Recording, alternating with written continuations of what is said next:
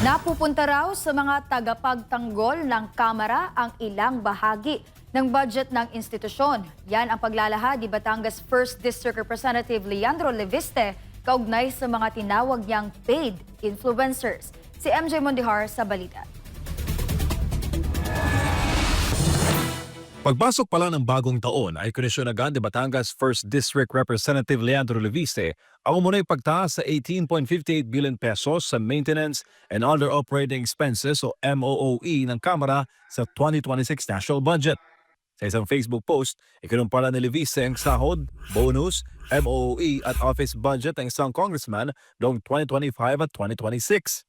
Aniya, mula sa humigit kumulang 4 million pesos noong 2025, umabot na raw sa 22 million pesos ang kabuang sweldo at MOE ng isang congressman ngayong taon. Kinisyon din ito ang umunoy 2 million peso Christmas bonus per congressman na pinanindigan naman ng ilang veteranong kongresista. Ang dagdag na pondo ay para umano sa holiday activities sa distrito at mga constituent dahil inaasahan ng publiko na magbibigay ng tulong ang mga congressman tuwing Pasko. I thank you for having me at magandang gabi po sa inyong lahat. Sa panayam sa programang Vox Populi, inilahad naman ni Leviste na parte ng konekasyon niyang alokasyon ng Kamara ay napupunta umano sa isang partikular na programa.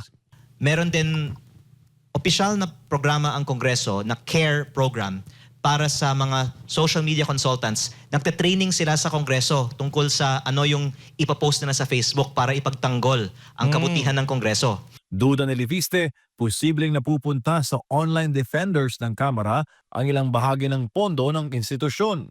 At ang lumalabas, ang kalahati ng mysterious MOOE fund na ito ay maaaring napupunta sa social media activities at baka yung mga paboritong mga influencers natin sa Facebook na nagtatanggol para sa Kongreso at sa budget ng Kongreso ay pinapondohan pala ng budget ng Kongreso.